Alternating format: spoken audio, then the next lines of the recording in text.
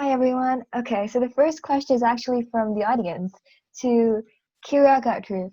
From Lemon Lindas in the chat we have, how can a high school girl get involved in working in energy science? Okay, yeah, that's a great question. It depends where you are, I guess, obviously, but there are a number of organizations that do STEM outreach from the energy industry out to high school level in particular.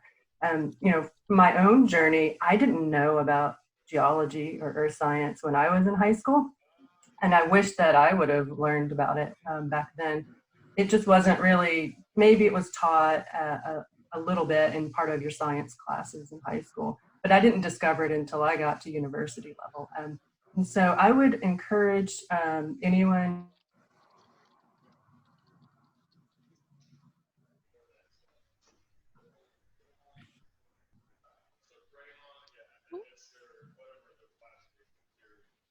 in high school who's interested, I mean, reach out to me, who'd mentioned that I volunteer with, that would love to. Oh, I'm sorry, am I, it looks like maybe I'm freezing up a little bit. Can you hear me? Yes. Okay, sorry about that. I'm freezing up a little bit. Have to get those kids off of their devices, probably. So I would encourage you to reach out to me, but also a few organizations I would list really quickly that I volunteer with. One is Lean In Energy, and that's an organization focused on empowering women in the energy industry to achieve their ambitions. And so that's definitely one that I would encourage you to check out, and I can help you provide more information with that. There's another organization called the American Association of Petroleum Geosciences, but it's really across, it's an old name, I guess, so it used to say petroleum only, but it's really across all of energy as well. So those are two organizations that could be helpful to a high schooler. But yeah, as well, connect with me and I can give you more resources. Thank you for that question. Thanks. Divya, did you have another question for another panelist coming from the audience as well? We have a follow-up question for that question, and that is, what is Six Sigma, from Stephen Potter? I think that was Liz that talked about Six Sigma, so I'll let Liz go ahead and. Okay. So the question was, what is Six Sigma? And Six Sigma is a process improvement method. So there's a lot of different quality improvement methods. The big ones right now are Lean and Six Sigma. And you can get, similar to karate and taekwondo, you can get belts with it. The most popular ones are the green belts, which is a introductory belt. Usually it's like a 2.5 day class, 2 to 3 day class. And then there's a black belt, which is usually a 3-week class. So a lot more material. But it teaches you how to use statistics to figure out where there's defects and issues in a process, and be able to make your process more efficient to meet the customer's needs. So you can apply this to reducing time in an emergency room, or increasing the time it takes, decreasing the time it takes to get a package delivered from UPS. So there's a lot of different ways that you can use Six Sigma and Lean. All different industries use it. So whenever I teach the class, I always get people from healthcare and aircraft industry and supply chain industry. So it's really cool to be able to teach it to people. Thanks for that, Liz. And I just want to say, in relation to the example that you gave about packages, I know that being in the house, I've been doing a lot of online shopping, and so much so that when packages now start because they've been delayed, I'm like, did I order something else? I've had that problem too. So thanks. That is definitely a real world example that most people can really relate to. So I'll actually throw out the next question, and I'll start with Pranati. Just, in terms of, just being a woman in this space, and, you dealing with, having to teach, other children and girls especially about what it is to be in this STEAM field. What are, some of the obstacles and challenges and things that maybe you've experienced, or maybe you've seen some of your students kind of struggle with as they think about, or even maybe some of them start to pursue careers in STEAM? That's a very good question, Aisha. Thank you for that. And I can probably talk about it for a long time, but I'll try to keep it short. For me, I've realized that when it comes to girls in STEM, it's more about the attitude and not the aptitude.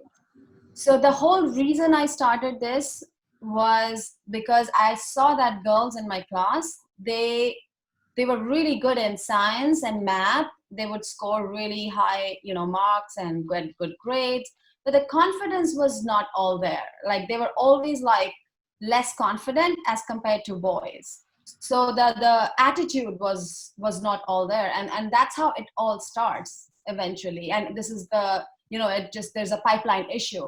And also, I would just like to share a personal anecdote.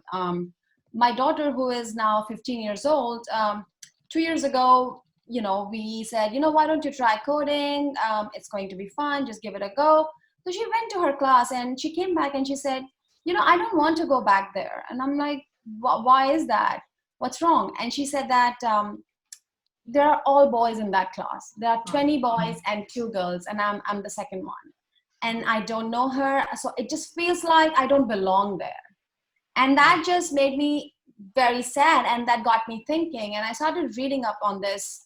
I read a lot, and I said, you know what, let me just do something about it now, and this whole process needs to start early on, because there's been like years and years of conditioning, and there's we need to make systemic changes. So a lot needs to be done to provide equitable solutions to promote girls in STEM. So yeah, there are so many barriers and challenges that I can talk about, but everybody, all the stakeholders need to just work together to promote girls in STEM, so that this whole, we can achieve some kind of gender parity in the next, I don't know, few decades at least. Yeah, just a few decades. I know.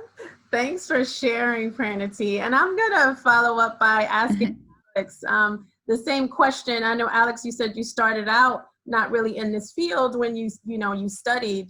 What was some of the obstacles or things that maybe prevented you from thinking about it initially as a career? And then we'll go to Divya, who has a question from the audience. But I'll start with you, Alex.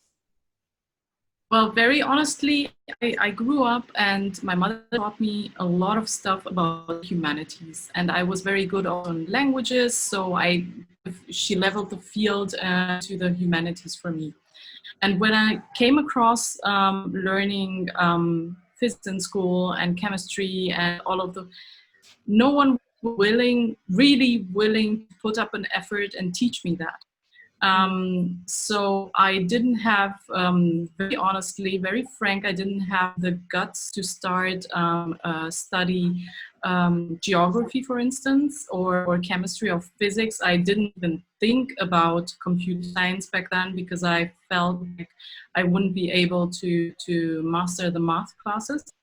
And then I started to do English and history because of passion, because I was good at it, and I thought, let's play it safe in a way. And then I realized, okay, so playing it safe is not an option for when I'm done with the university.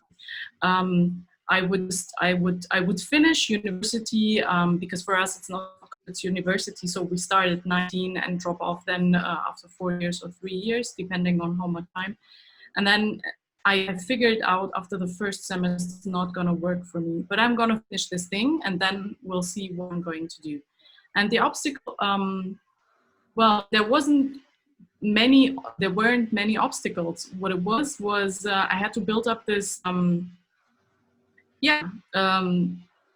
willingness to push myself in this field. So what I did is I started working on, so rather than writing the papers for my university classes, for the seminars, I started with my boyfriend then trying to bring applications to the classes. So like an early Wikipedia, instead of talking about animals in fables with English Lit, I put up a small Wikipedia database thing in there. And this kind of got me going. So it would take me much longer to do the 15 pages rather than having this application. And this is how I agree for faster results. And during university, I worked a lot, working student jobs. And well, the one right before I dropped off university, before I finished university, were all related to tech. And then I stuck with tech in the end. Great. Thanks so much for sharing. So now, Of course. Divya, do you have a question from the audience for one of the panelists? From Sugar Kare, the question is, how would you describe your journey in breaking the barriers for girls to excel in STEM for Dr. Elizabeth Gentry? So that's a great question. Thank you, Divya. And I think that breaking the barriers for girls to excel, I know that immediately just makes me think about middle school and high school when I was there. I think that having great teachers who encourage you along the way, who encourage you to take calculus instead of not taking math your senior year. Because I know at my high school, I could have been done with math as a junior. And my pre-calculus teacher told me, you need to take calculus. And all of that made me nervous. Engineering school made me really nervous. And just having people along the way, having mentors, this magazine would have been great. But just having people to tell you that this is the way you can do this, encouraging you. So I think mentors is so helpful. I have mentors now, like even in my 30s, I have a mentor and who is so helpful and is helping me with guiding my next career moves and just personal goals too. So mentors are great at any age. Great. Thanks, Liz. I'm going to go to Sandra to see if there are any other questions from the audience. There aren't any questions from the audience. We do have a question to ask Kira Gautreau. What sparked your interest in the field you're in or in your career? Yeah, thank you. Like a lot of the ladies on the panel, I came to it in sort of a roundabout way. I think I always knew from a young age that I wanted to be a scientist, but I wasn't exactly sure what kind of scientist I wanted to be. And so when I started university, I started out in the social sciences first. I tried out psychology, and then for a long time I was an anthropology major. And I do still love anthropology, but I took my first introduction to geology course as a physical science requirement for my anthropology major. And I think I just got hooked at that point because, well, first I had a really great teacher. Dr. Chan was an amazing instructor, and just her physical presence was this reminder to me that, well, here's this Asian American lady who is passionate about earth science and passionate about teaching. And she really inspired me to pursue this as a career path. Then I went into the geology department's career counselor's office, and she told me about all of the practical career opportunities that there were, especially in the energy industry. And so then for me, it all just really clicked together. And I realized that I could combine the skill sets that were needed in earth science, which are kind of this real unique combination of analytical skills and then idealizing and conceptualizing. And it's a little bit of an art and a lot of science together. And so for me, that was an ideal combination of skills. And then on top of that, realizing that, oh, it's also very much a practical career that you can make a decent living. My parents were very happy about that because they weren't sure what I was going to do with my anthropology degree at that time. I've since realized that there's a lot you can do with an anthropology degree as well. But for me, that really inspired me and got me into the field of earth science. Thanks, Kira, and thanks for, really pointing out how, there was some art in there as well. I think it's really important, especially as we talk about it. We know, everyone talks about STEM, but there are so many students and, girls who may be interested in, the art part of it and just trying to figure out how that relates. And there are so many different careers that you can do where you can bring the art in there. So I really appreciate you bringing that out, and just, you know, the fact of some of the examples that you all have given, that engineers just solve problems, and being in any of these fields, you're really a problem solver, and you're, you know, just, you're confronted with a problem and you're thinking about how does it work? How can I make it better? What else can I do? You know, just like you mentioned, Pranati, about your daughter, you're trying to figure out, like, how can I help my daughter, you know, be able to think about this and, you know, overcome whatever the problem is that she was having by wanting to participate in that class.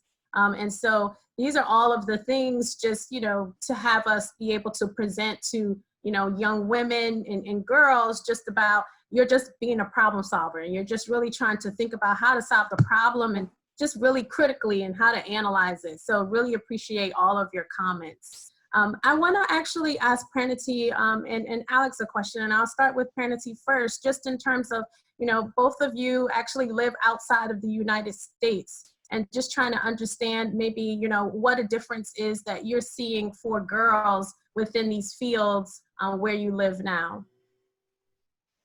I mean, I think the gender gap in STEM, it exists everywhere. It's everywhere, and I've also realized that there's a lot that needs to be done to raise awareness among parents as well. So parents think that, oh, my daughter is doing well in school, she's getting good marks in math and science, so we are fine. But that's not how it turns out.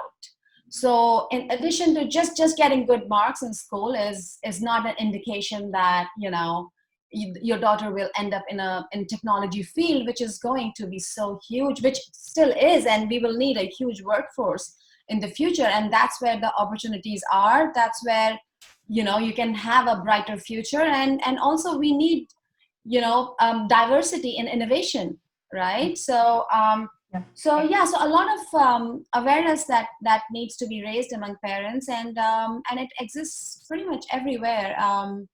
So I mean, just raising awareness, and also just showing role models, like showing, you know, because the thing is that when girls don't see a lot of girls who look like them, who are doing these amazing things, they think, you know what, it's not for me, you know. Young kids, they aspire to be like their favorite pop stars, their favorite sports people. Why? Because they see them and they admire them and they want to become like them. So we need to do the same in STEM fields as well. We need to expose the girls to role models from a younger age, and show them that, look, you know, these incredible women, they have done things like these. So and you can do it too. So yeah. Great, thanks so much. And I'm gonna pose the same question to you, Alex. So she's totally right. She's absolutely right. We're not enough in STEM, and there's such air to the top. In German, say Luft nach oben. So there's enough space where we can grow on top of ourselves. And I'd love to have more women, and of course also having young students our company to see how we're working, in order then to make the wish for themselves to go there, to learn that. So I'm working with a complete male team at this, and we very recently got one Anne-Marie. So I'm happy I'm not the only woman in the team. But this is the thing, when you're working in between developers and you're the only woman, you feel, alone in a way. They are all very nice, they are great guys, but it would be even nicer to have more gals around. Because we share also, I think women different sense of style when it comes to building, to communicating things, so communication is a big part. We communicate differently than men do, and this is something that we could connect over. So I believe that there aren't enough women in STEM in general, of course, but I only have right now my kind of eye into tech, which doesn't mean that, of of course, in chemistry and all the other disciplines, we should have more women in there. And just yesterday, I saw on an interview on TV about women in politics. There aren't enough women in politics, which is not STEM related right now. But in Germany, there's this issue. We don't have enough women in politics, maybe because of the BS. You know, we don't like to discuss things over and over again. We just take action and do it rather than just discussing it around and around and coming back all the time. So maybe this is also an issue. Women are quite frank and tell you what they want and how they want to do it in a way, so they reach their goal. And we should do that more often. Thanks, Alex. So I think from what we've heard so far is that we just need more women in everything. I think, definitely the world would probably be a much better place if we had more women in charge of all of these different fields and many of these different positions. So thank you guys for that. I know Divya has a question that she would like to ask one of the panelists that came from the audience.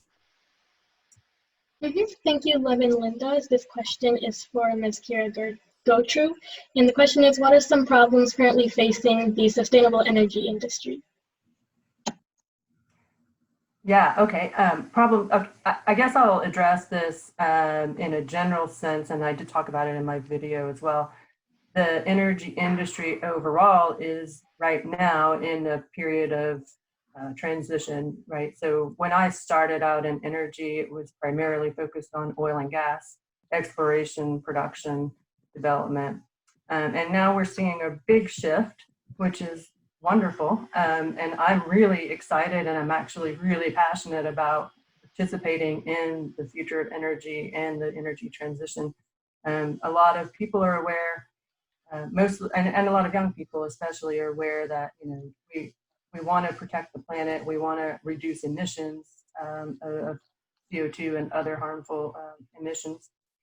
But the world still needs energy at the same time. So we call it right now the dual challenge, because energy demand doesn't go away, but we still need it. We need to produce energy and develop energy in a more sustainable way that reduces emissions, that advances low carbon forms of energy as well.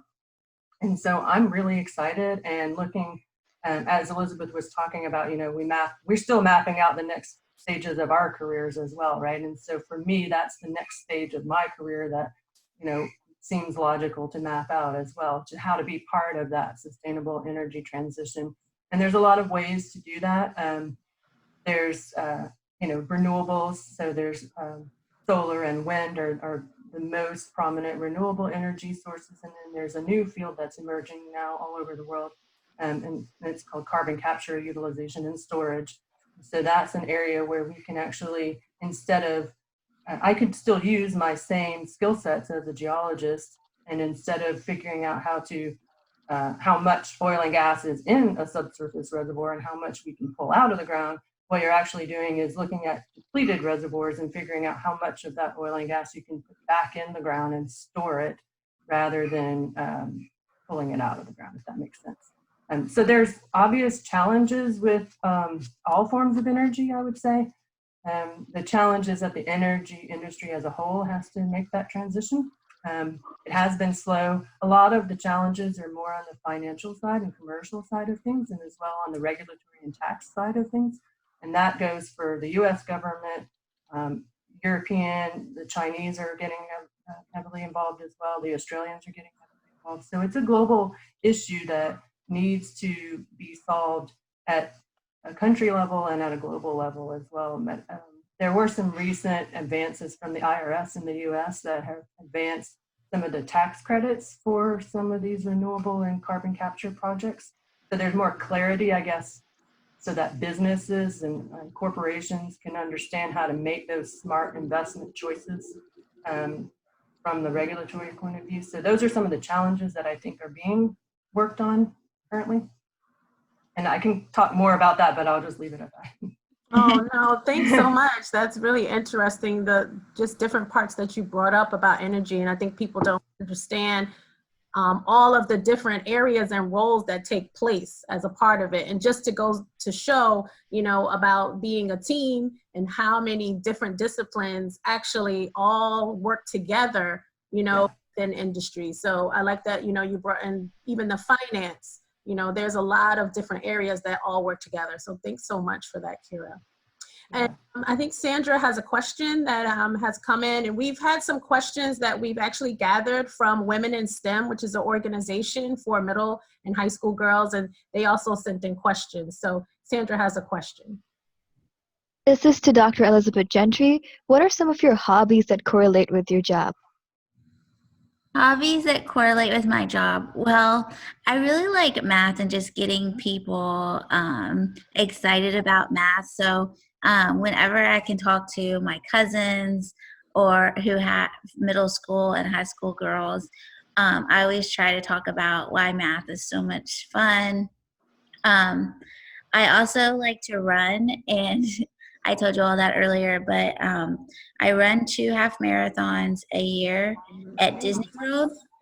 And I actually use statistics when I'm training for my runs to try to calculate and see how I can get a faster time and what I need to do per mile to get faster, things like that. So I try to incorporate math even into my hobby of running.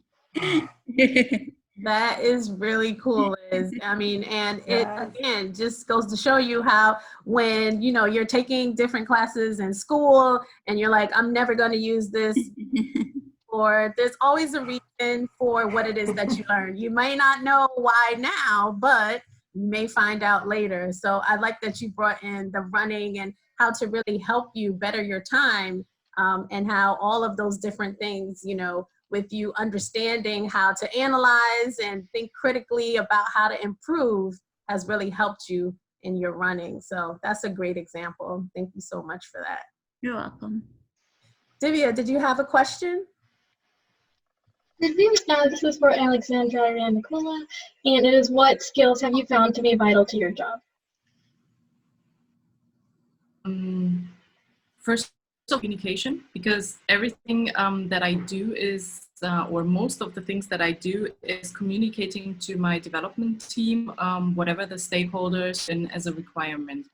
And if I do that, if I misinterpret all of those requirements that they have and communicate that in a bad manner towards my developers, we will get the wrong product out of it. And the product or the project will just go sideways. So communication and to have the ability to see the bigger picture. Very often engineers and developers just tend to focus very much on the task that they have at hand, which is a very important thing to do. But you have to put it all together in the bigger picture and to keep that picture at all times and right in front of my eyes, understand what I'm trying to build with them, is something that is crucial to my job. Thank you. Thanks so much for letting us know. I mean, communication is definitely important.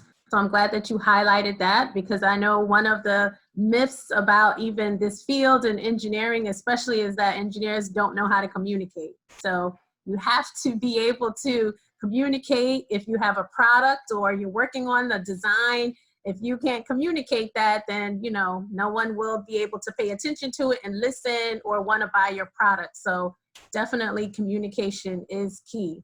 One of the things that I just really appreciate about what you're all doing is just taking your time to be able to share your experiences and what you've been doing. And messaging, again, is so important, especially for girls. For them, I think someone else mentioned, for them to see other women that they're doing it so that they know that they can do it too. I know when I was a kid, just watching TV, wanted to be a lawyer because there were a lot of lawyer shows on TV. And so I thought, okay, that's what I want to do. So I think that if we get more messaging, even into music and even athletics. I think you mentioned, Prantia, that, you know, this is what students are paying attention to. This is what kids are going to. So, you know, if we're able to get more messaging about just the wonderful world of STEAM, I think that we'll definitely be able to attract more girls to, you know, this field, and it won't be as male dominated as it is. So I know that you had a question from the audience, Sandra, that you wanted to pose to one of the panelists. Yep. This is to Kira Gatru from Shagun Kare. What are your experiences with machine learning and AI? Great question. In the energy industry and in the earth sciences field in particular, and a lot of the engineering fields as well, they were a little slow, I guess, to embrace machine learning and AI at first, but then once the concept kind of caught on, and as Alex was saying, like once it was kind of the value of machine learning and AI was communicated to the industry, we realized that we regularly deal with such huge data sets that we needed to utilize these tools. And without getting into too many of the specifics, a lot of the subsurface data that we acquire and routinely use for my interpretations of the geologic reservoirs or formations are just huge, and they're overwhelming. And for example, we drill wells into the subsurface. We collect wireline electric log data, and you may have, you know, several vintages over the same well, and you may have a particular field that has hundreds of wells, each one having lots of different data types and sources.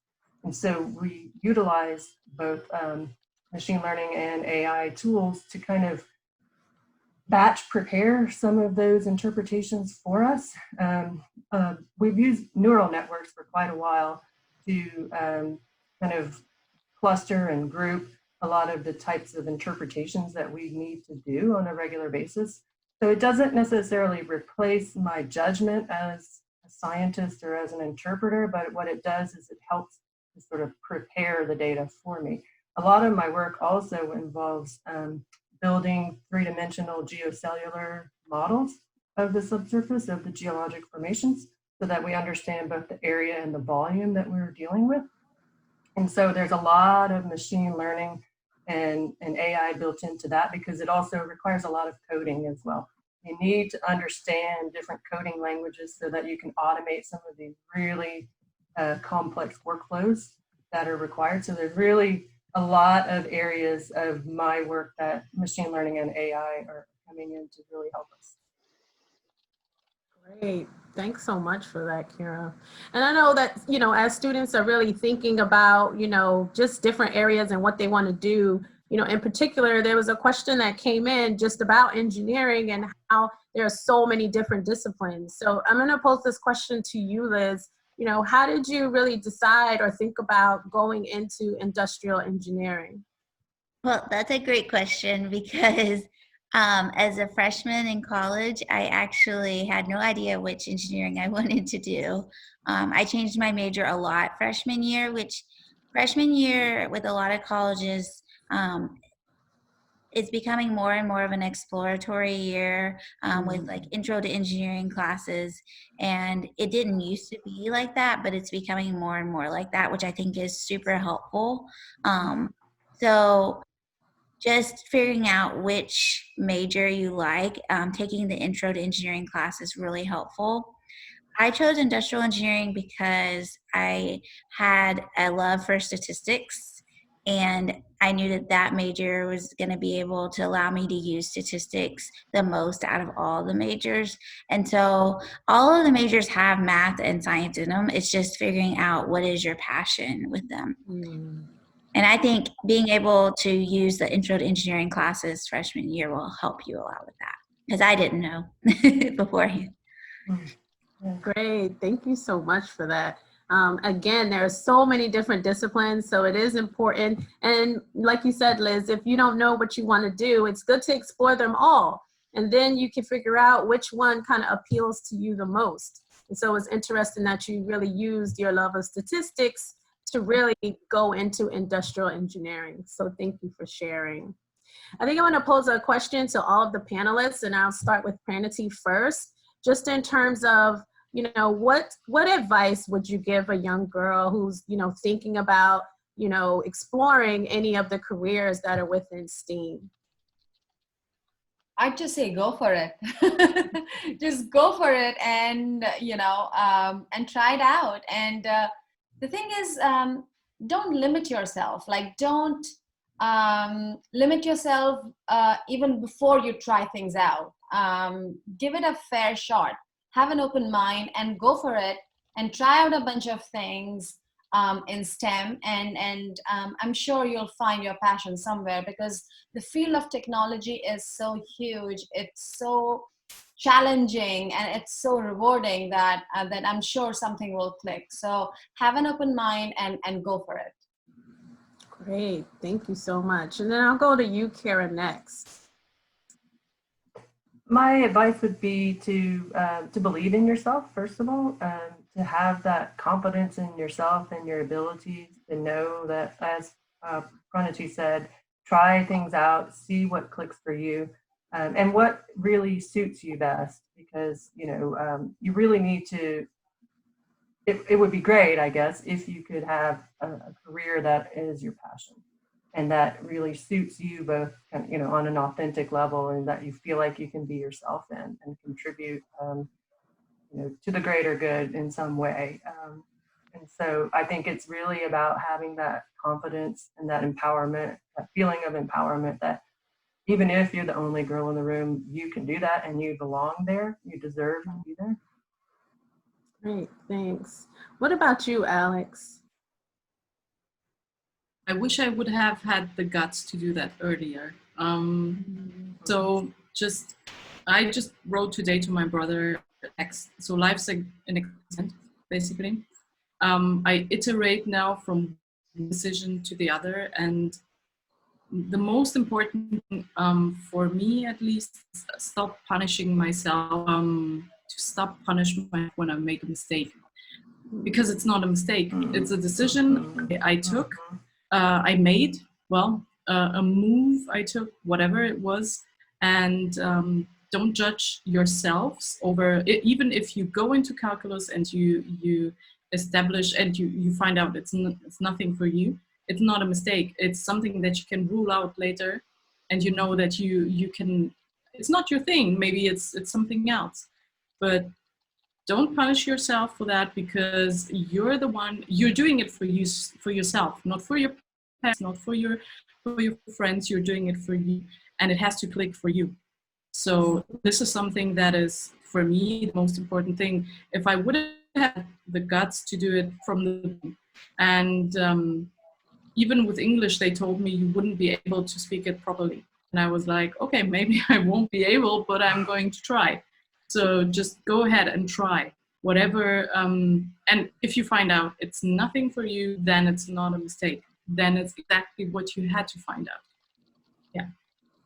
Thanks so much. I appreciate you talking about, failing, because, many times, and I think especially as women, is that we want to make sure that everything is right and everything is perfect and everything is correct. And, they've even, talked about a lot of research, even in applying for jobs, where they're like, when a woman applies for a job, she wants to make sure that she's qualified for every single responsibility that it says, whereas men are more likely to say, oh, I could do 2 out of those 10 things, I'll apply. And I think so it's just really important for us to really, as women, and even, teach young girls, like you mentioned, being a risk taker. It's okay to be a risk taker and just kind of jump out there and say, maybe I don't have all 10 of these, skills, but I'm still going to just apply. So I really appreciate you talking about, failure, and for many different designs that come out into industry, as well as, in healthcare and medicines. Many of the products that have come out, they've come out of failure. And so it's really important to, really think about that. So thanks for that, Alex. And then Elizabeth, I'll go to you just in terms of, what advice you have. I think that you have to be okay that you might fail. I know that I sure have. And just being confident to know that you can get back up and try again.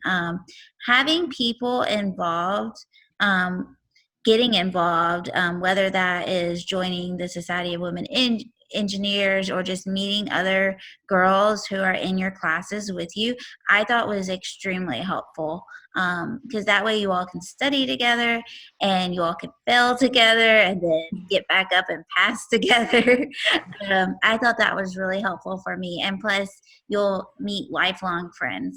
People that I was in calculus with, I'm still best friends with until this day. So Thanks for that. That's another really important point, just to be able to have support around you. And as you go to college and, even enter into the workforce, you won't always have your family who may have always been your support system. So finding, other people to really help you and support you and mentors is definitely a huge help, especially when you're in college and you're trying to figure it out. And you may think, I failed this chemistry and I've never failed before, to have that support system. And so organizations like the one that you mentioned, Elizabeth, are really, helpful. Society of Women Engineers, and there are many others that are out there. But if you are, in college or even as a, early career engineer or in this one of the STEAM fields, to find a mentor or someone who can really help you and be able to support you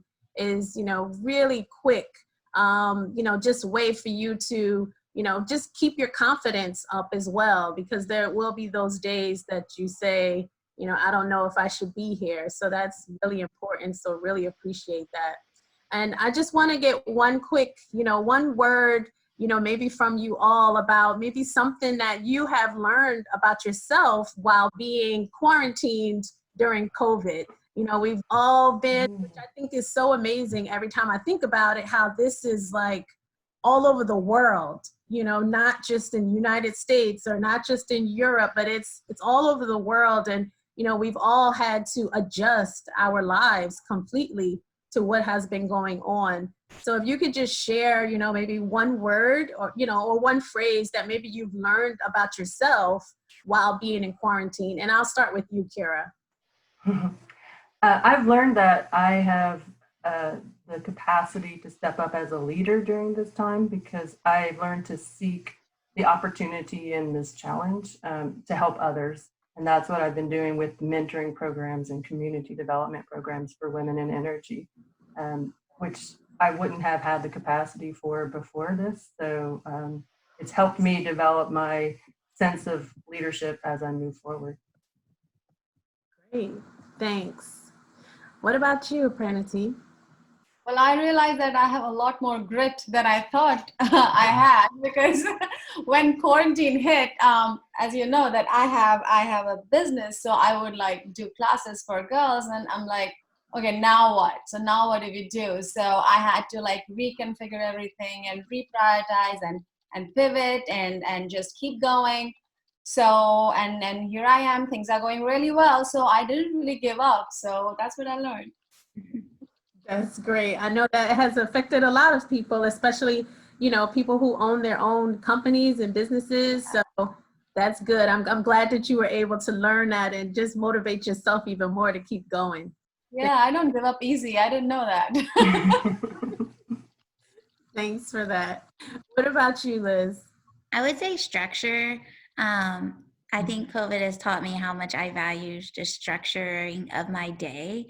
And you get used to it if you just go to work every day, and that was very structured. But working from home, I think that I always need to make sure that I get up and run every day and set time and set schedule to grade papers and to have meetings, stuff like that. If I don't have structure, I feel like I don't get as much accomplished throughout the day. Great, thanks. And Alex? I was panicking. I was in blank shock when it started, and I was afraid the products are going to go bye-bye. The project is to go bye-bye. So one is trust. Trust you need even more than in your teams and in your colleagues. That's the first thing. And for my personal well-being, taking breaks. Because I'm working like an at home. I'm not stopping, because you have the computer on, and if you don't like put it to sleep, for me at least, it's like working 24/7. So taking a break and taking time for myself is something that I had to learn. The first 3 weeks were exhausting. Thanks for that. We appreciate all of you ladies for sharing your experiences with us. This conversation has been great. Thank you so much again, just from myself and also from everyone at Reinvented Magazine. And I also want to let you all know, as well as our audience know, that, you know, our issue 5 is out and the pre-sales are out. So definitely make sure you take a look at the issue number 5 for Reinvented. And also that, you know, many of the videos for our panelists, as well as you can look at the previous videos for the panelists from last month. They're all on our YouTube channel, so make sure that you go to the YouTube channel and subscribe. We really appreciate the support. I want to give a huge shout out to Renee, who is the COO of Reinvented Magazine, and she is running all of the technology behind the scenes. You can't hear her because her mic isn't on, but you know, making sure that everything goes smoothly. So I really appreciate that, as well as all the other volunteers. Thank you to Divya and thank you to Sandra for really helping to field the questions. And I hope you all have a wonderful rest of your day and are able to continue to cope with things going on. So thank you so much, and we appreciate it. Thank you. Thank you. Thank you. I would like to ask the Wonderful day. panelists if you all would stay. We want to just take a group photo before we go. All right, 1 second. So I take these turned off. off the audio now. So, but we're still streaming to Twitch via the PowerPoint slide. So I'm just gonna quick page through that. Got the Steam Dreamer panelist slide. We have the issue 5 pre-sale slide. And then we have the final slide that we will end on, which is the thank you for watching the Steam Dreamers piece. So, all right, 1 second. Let me see if I can just, okay. So while Renee is doing that, it was really awesome to just talk with you ladies and get to know you and know more about what it is that you do. I think it was a good mix. You all had definitely different things to really bring to the table. And I think it's really important just to show, you know, how much diversity, you know, in terms of women that are in these fields. So really appreciate it.